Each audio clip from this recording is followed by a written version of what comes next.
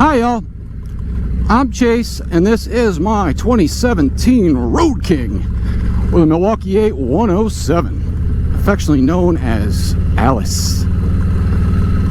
And we're going up my treacherous gravel road. I love living out in the country, but I do not love this gravel road. I do not like it.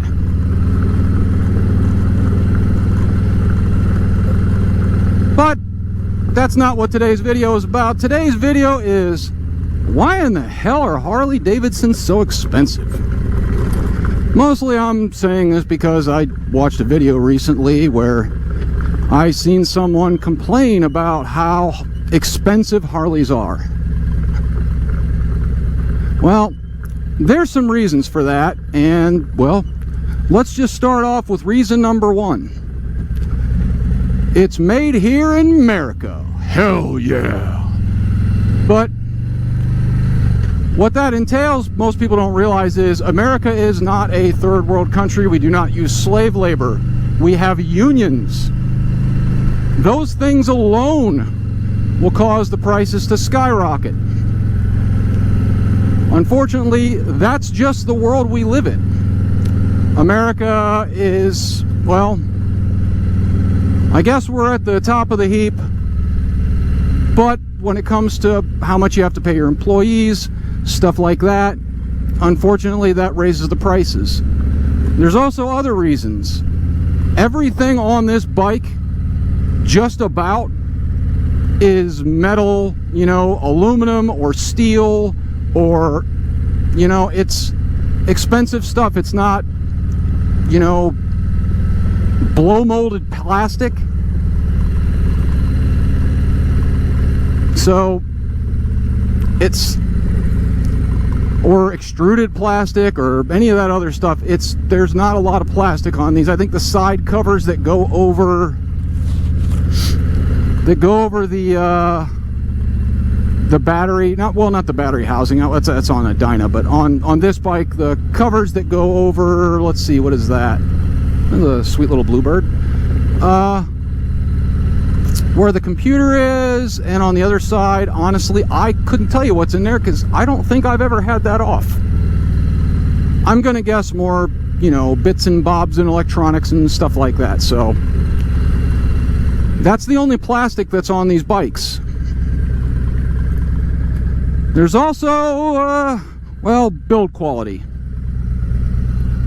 That's one thing I've never heard anyone say is, oh, Harley-Davidson's build quality is crap. No. They have, they're top tier when it comes to build quality. They might be number one when it comes to paint. I mean, seriously, their paint is, ooh, it's exquisite. I mean, look at this bike. It's a 2017. I've had it for less than a year, but I've cleaned the living crap out of it. It still looks beautiful. No one ever says, oh, Harleys come with crap paint. Even the cheapest ones with black paint, they look stunning. And they only get better the more expensive bike you get. I mean, a Sportster with a black paint job looks pretty damn good, but it doesn't look as good as a Dyna or a Softail. And in turn, the Dynas and Softails, and this is from someone that's had all three. I have never had a Softail. My cousin has one. The paint's a little bit thinner. The paint isn't as, I can't really say, but it's not like it's not finished well. It's just not as well finished as, say, like my bike. Now, mine is a regular touring bike. If you go up to like CVOs, oh crap, the paint on those, it's insane. And then they even have another level now than that. There's like special paint, you know, tin sets you can get. It's insanity. So the paint is another one. Anyone who's ever prepped a piece of metal to paint and to make it look good knows it takes a lot of work, and that cost goes into the bike. Also, the chrome plating on these bikes. The chrome plating is, again, it's exquisite. It is thick. It doesn't scratch easily. It's damn fine. Paint, all that stuff, it takes extra money, and the higher up you get, the more expensive the paint job gets, the more well finished.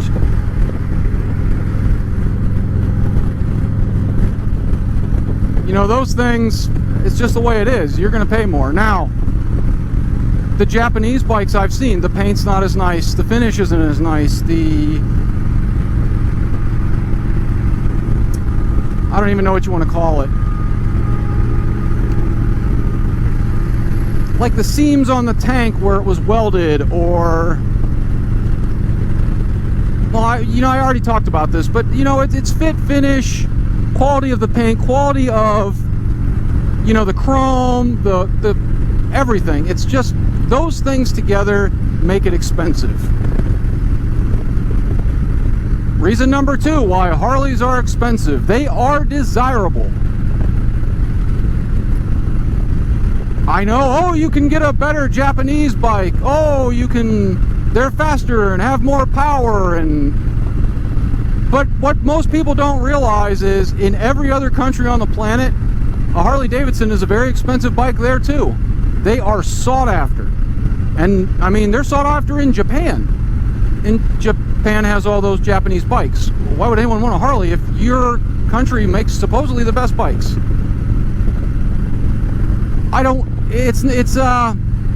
It's like a draw. It's some kind of, I don't know, leftover look or something. Now, I know why the Japanese like them. One of the main reasons, I think, is they seen, GIs back in the 1940s, after World War II. There were a lot of leftover Harleys I remember reading about, and the Japanese loved them because they were simple to work on. They were infinitely rebuildable. You could get parts for them, that kind of stuff.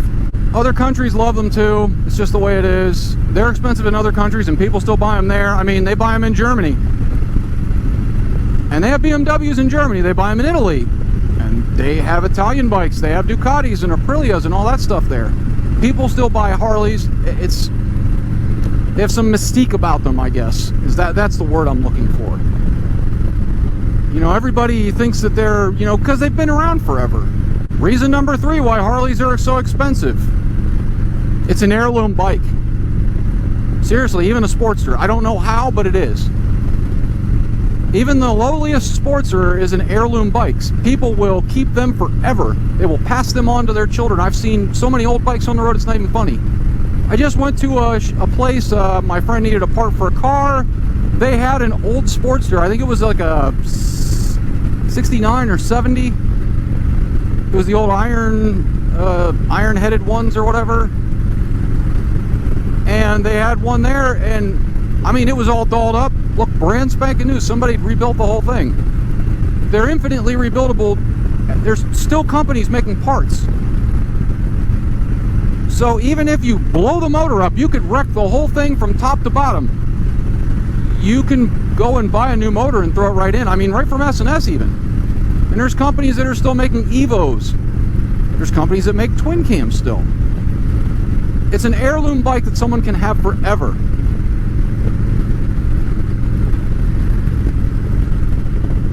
Now, if you want, like, say, a Honda, an old Honda, you're going to be finding, you're going to have to hope you can find OEM parts or have somebody to make the parts for you, the castings, that kind of stuff. Otherwise, sorry, nobody makes it anymore. You might be able to find them in Japan if you're lucky. Same goes with BMWs and all these other ones. Especially in America, it's going to be hard to find parts. I watched the Yami New Vib where they found a part for a 90-some, I think it was a Hornet. And they were ecstatic to have found a fuel tank. It was factory fresh, only it was from the 1990s, I think. And it cost them a pretty penny. So, with Harley, there's companies that make fuel tanks to this day for even the oldest Harleys, I think. So, reason number 4. They just damn look good. I'm sorry, they just do. You never hear people complaining that, oh, Harleys are ugly and screw that, I don't want me a Harley, they're terrible. That's the ugliest bike I ever seen. I never hear people say that. it's a classic look.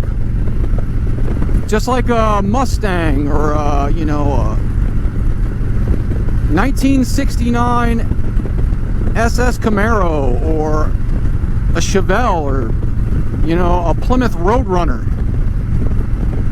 A Dodge, you know, a 69, 70 Dodge Charger or 68 Dodge Charger. Those, it's just such a, something about that look is pleasing to people's eyes. I can't tell you why it's pleasing, but it is.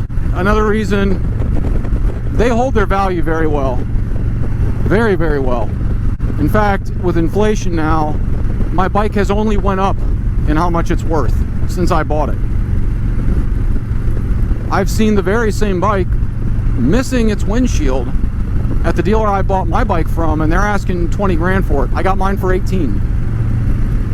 Now this was months and months ago, and I've seen the prices on them go up from there too. They just hold their value really well, because it's something you can keep forever. It's something you can just keep rebuilding.